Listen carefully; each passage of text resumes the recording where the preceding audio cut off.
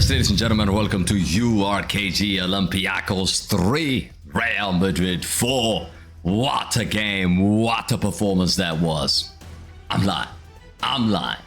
I'll be lying if I say that. Now, I can say that we won the game, but that's not actually what happened. This game had everything. I mean, offensively, we looked really strong, but defensively, there's a lot of concern. Kylian Mbappé, of course, 4 goals today. Mbappe, the mini GOAT. I keep saying that people doubting Kylian Mbappe. You can't mess around with Kylian Mbappe this season. He's coming after that Ballon d'Or, people. Get prepared, get ready. But before we get into it, as always, make sure you like the video, subscribe to the channel if you're new, hype up the video, and let us know your thoughts in terms of the performance today. Who surprised you the most? I know most of you will say Kylian Mbappe, but let's talk about it, man. There's a lot to talk about. We started the game like this today. Alonso went with a back 4. Last game against LJ, we went with a back 3, but today he went with a back 4. Looking at the lineup, I have to admit, I was concerned. You know, looking at Asensio here, Carreras playing as a center back, and also Mendy, a guy that has never played for Madrid this season, a guy that has been out for a while, somehow gets to start against Olympiacos team away from home. And I was really concerned, bro. Really concerned. But just what I thought. And then Trent Mendy and Camavinga in the middle of the park. Valverde played as a right wing sort of today. Güler as a 10, Vini on the left, and Kylian Mbappé out front. Trent also given an opportunity to start in this game. It's been a while since he was actually in the starting lineup. And Lunin comes in for Courtois because Courtois had an issue. And I was really concerned today, bro. Going to this game, I was concerned. And 8 minutes in, Cherquinho finds himself wide open. I mean, wide open in the box. And he scores. I mean, look, it's just, I said in the box, outside the box. That's what I meant. Outside the box, he scored a goal. But again, no closing down, no intensity, no high pressure. I thought the midfield was solid, but defensively, Alonso made us really weak. Really weak. I know he had no options, but my question is like, okay, I don't see any defenders on the bench. What's that about? I see two goalkeepers on the bench. Does that mean we don't even have a center back from Castilla that could potentially play this game, even some minutes play this game? And that was a concern, bro. That was a concern for me. But anyways, it's a shocker. Awful start from Real Madrid, 8 minutes in. But then as the game goes on, we started to control the midfield. We started to create problems for Olympiacos. And Kylian Mbappé, of course, Vini Jr. with a really beautiful pass for Kylian Mbappé. Mbappé finds himself 1-on-1, buries it, 1-1. You're thinking, okay, let's go. Let's just smash this Olympiacos team. And that's what it looked like. Immediately after that, he scored.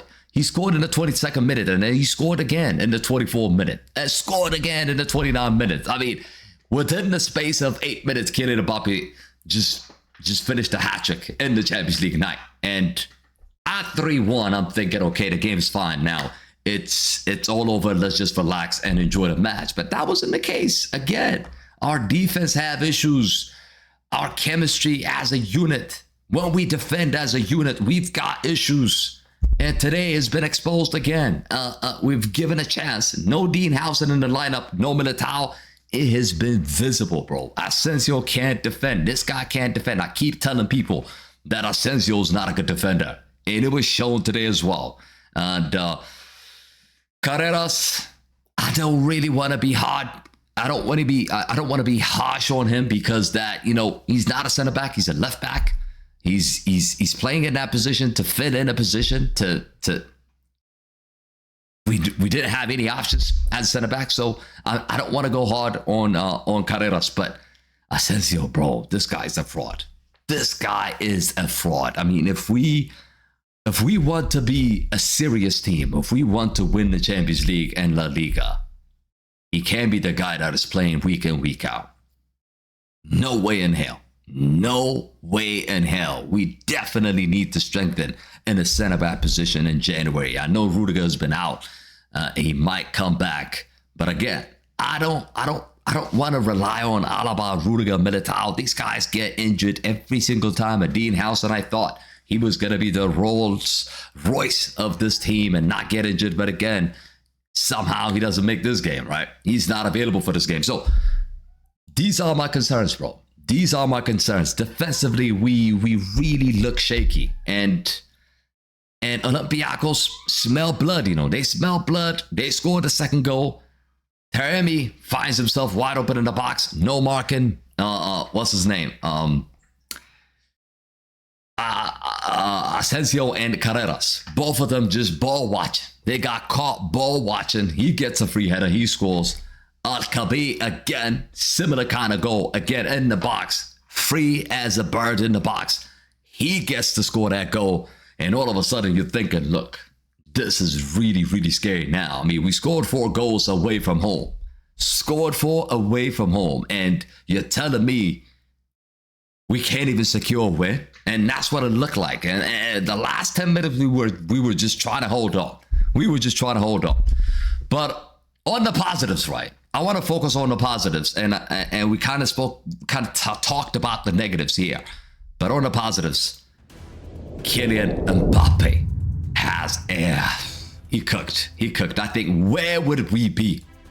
Where would we be? Where would this team be without Kylian Mbappé, bro? He absolutely cooked today, bro. Absolutely cooked today. They couldn't stop him. 4 goals.